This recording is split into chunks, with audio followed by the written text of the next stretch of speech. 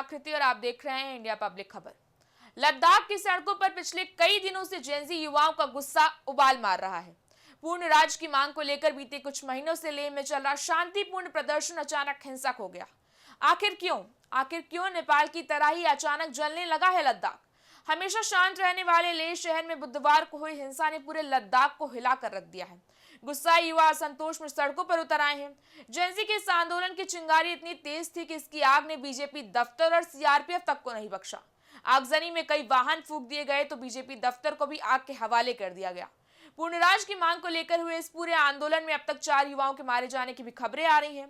वहीं प्रशासन ने पूरे इलाके में प्रदर्शन और सभा करने पर रोक लगा दी है। लेकिन इस बीच अब सबसे बड़ा सवाल है कि आखिर ये उपद्रव भड़काया किसने और इस पूरे जेनजी बवाल के पीछे कांग्रेस कनेक्शन को क्यों तलाशा जा रहा है? अनशन करने वाले क्लाइमेट एक्टिविस्ट सोनम वांगचुक को निशाना क्यों बनाया जा रहा है? यहां तक कि केंद्र सरकार भी वांगचुक पर जेनजी को भड़काने का आरोप लगा रही है। इन सभी सवालों के जवाब जानेंगे, लेकिन उससे पहले ये जान लेते हैं कि ये पूरा मामला आखिर शुरू कहां से हुआ। लेह में आंदोलन के दौरान भूख हड़ताल पर बैठे सोनम वांगचुक ने कहा कि लेह में प्रदर्शन लद्दाख राज्य और छठी अनुसूची में शामिल करने की मांग को लेकर किया जा रहा था।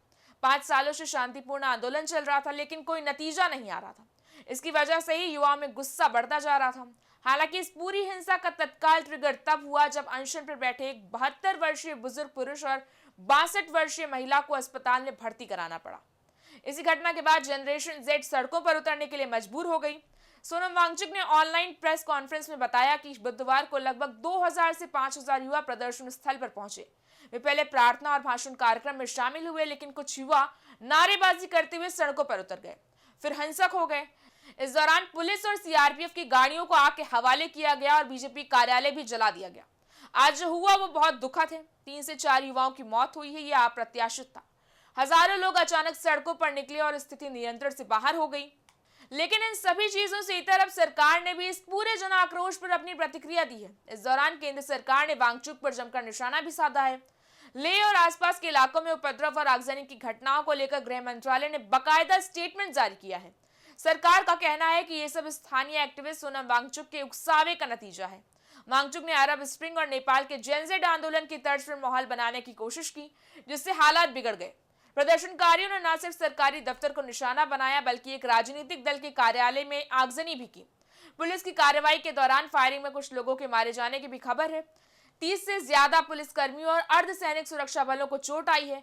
संविधान के दायरे में रहते हुए कानून तोड़ने वालों के खिलाफ सख्त कार्रवाई की तैयारी है। सरकार का दावा है कि सुबह हुई दुर्भाग्यपूर्ण घटनाओं के बाद शाम तक हालात काबू में आ गए थे। हालांकि शुरुआती घंटों में उपद्रवकारियों ने दफ्तरों और संपत्तियों को भारी नुकसान पहुंचाया। इसी बीच अब सोनम वांगचुक ने अपनी भूख हड़ताल खत्म करने का ऐलान कर दिया था। सरकारी सूत्रों ने साफ किया है कि संवैधानिक ढांचे के भीतर रहते हुए लद्दाख की आकांक्षाओं को पूरा करने की दिशा में कदम उठाए जा रहे हैं, मगर हिंसा, आगजनी और कानून तोड़ने जैसी हरकतों को बर्दाश्त नहीं किया जाएगा।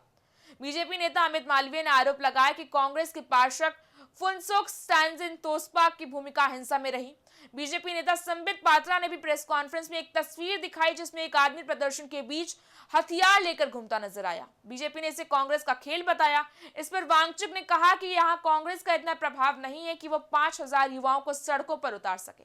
एक पार्षद केवल गुस्से में अस्पताल गए थे क्योंकि उनके गांव के 2 लोग घायल होकर आए थे। वांगचुक ने यह भी कहा कि लेह के राजनीतिक दल इतनी बड़ी संख्या में युवाओं को कंट्रोल करने में सक्षम नहीं है। जनरेशन जेड के युवा जो सड़कों पर निकले प्रदर्शन में पहले कभी दिखाई नहीं दिए, उनके दिलों में निराशा और गुस्सा था। अब जरा आपको यह भी बता दें कि लेह में चल रहे इस पूरे बवाल के बीच आखिर कांग्रेस कनेक्शन क्यों तलाशा जाने लगा है। दरअसल कुछ दिन पहले ही राहुल गांधी ने एक्स पर एक ऐसा पोस्ट कर दिया जिसके बाद से ही देश भर में इस बात को लेकर सियासी घमासान छिड़ गया था कि राहुल गांधी युवाओं को भड़का रहे हैं। और इसी बीच ये कयास भी लगाए जा रहे थे कि जल्द ही राहुल गांधी का प्लान जेनजी आने वाला है। ऐसे में अब जब लेह में जेनजी का यह आक्रोश सामने आया तो सरकार ने भी इसमें मौका तलाश लिया और यह दावा करने लगी कि इस हिंसा के तार कहीं ना कहीं राहुल गांधी और कांग्रेस से जुड़े हुए हैं। लेकिन ये सभी दावे और अटकलें कितनी सच हैं, ये तो वक्त ही बताएगा। तब तक के लिए आप जुड़े रहें इंडिया पब्लिक खबर के साथ। अपनी राय हमें कमेंट सेक्शन में जरूर बताएं। वीडियो को लाइक करें, शेयर करें, चैनल को सब्सक्राइब करें। शुक्रिया।